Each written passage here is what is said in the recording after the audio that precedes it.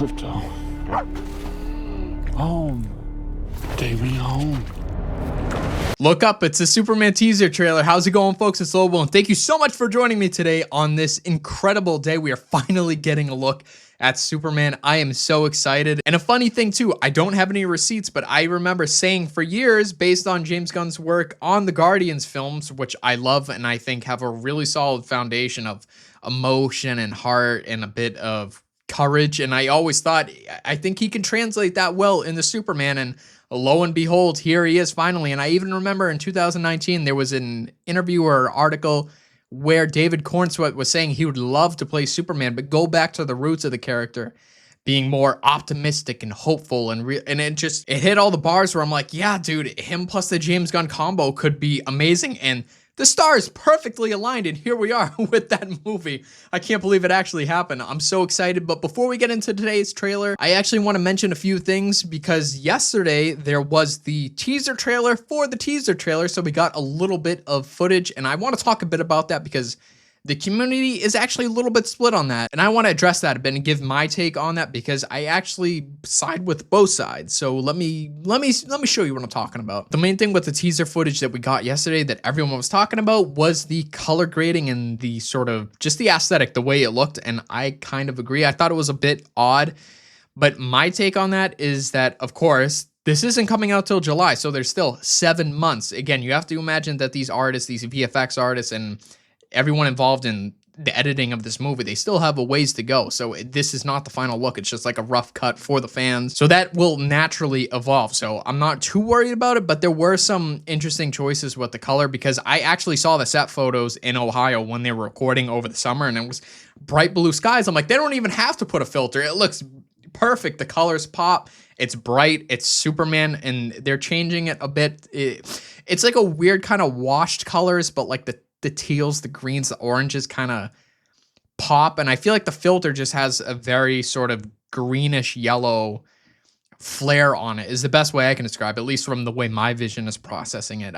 Not really the colors that I like or want to see for a Superman movie. So it's interesting. I understand James Gunn's going for that more retro kind of like comic book translated to live action off the page feel. So that's why the colors and the costumes of like all the citizens of Metropolis and the Daily Planet, that's why they look that way, which is a very unique take. So once I can see it in its entirety, I can judge because right now, again, this is footage 7 months before the movie releases. So of course, these things can change and I'm not too worried about that. And I also don't think the sort of weird crowd footage where they're all looking up, they're using their phone and they're like reacting like, oh, because it is extras. We've seen how extras are in, let's say, like The Dark Knight Rises, so I can excuse them. But I actually don't think any of that footage is going to be in the movie. I think there's only a few shots that are really going to be used in the movie. The one of the Daily Planet, interior, exterior, Superman flying. And I honestly think that's it. I think everything else, James Gunn at the time is just like, do this, and I'm going to use it in the future. And it just so happens to be the teaser for the teaser trailer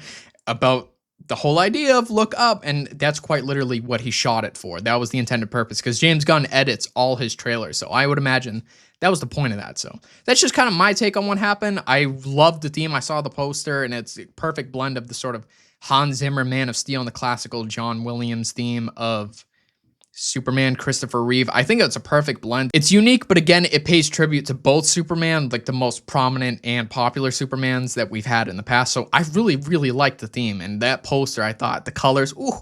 So that whole aesthetic, I'm like, if that can translate perfectly into the movie, we're going to have something special. This actually might be DC's most important trailer ever because there is a lot riding on this. This is the reboot of DC. This is the start of the DCU. While Marvel is past their main saga being completed and now they're doing more cameo-infested box office draws, DC's getting started again. New iteration of Batman, Superman, Justice League isn't formed yet, so there's a lot riding on the success of this, and James Gunn did an interview where he was talking about that, so I can imagine the pressure they're feeling, but James Gunn has not delivered on a comic book property. I loved all his work. I still need to watch Peacemaker, My first episode reaction is coming next Monday, finally. But I'm getting caught up on that. I'm enjoying Creature Commando so far, and his Guardians work I absolutely love. And I think Superman is going to be his best work yet. I've said that for a while. If you followed me on Twitter or whatever, I've been saying for a long time. I truly believe this is going to be James Gunn's best work, and I'm super excited, so we're going to get started here. So this is it, guys. This is my reaction to the Superman teaser trailer. Let's go. Oh, we're up north. Shit. Guessing that fight with Ultraman didn't go well. Everyone thinks it's Ulysses or whatever. It's probably Ultraman. Clark! His broccoli cut hair! Oh, Daily Planet looks so good.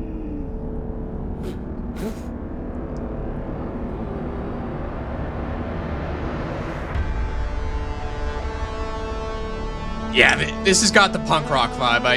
I saw people talking about that with the music here. Lois. Yeah, you gotta market that. Jonathan is alive! For once, finally.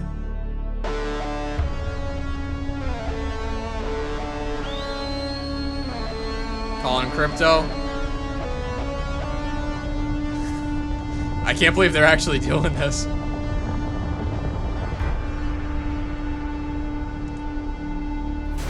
Crypto. Home. Take me home.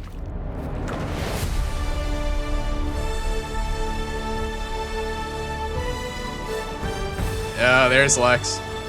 Luthor Corp, yeah, it's called that.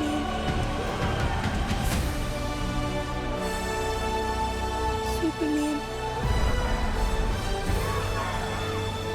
City Hall. Oh, he's in Stat. Oh shit, dude, they're just showing all of them.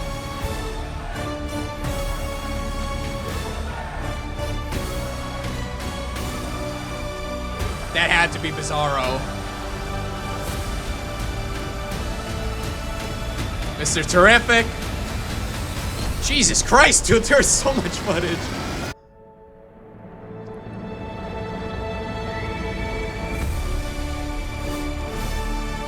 Hell of a teaser trailer. My God, dude, they showed so much.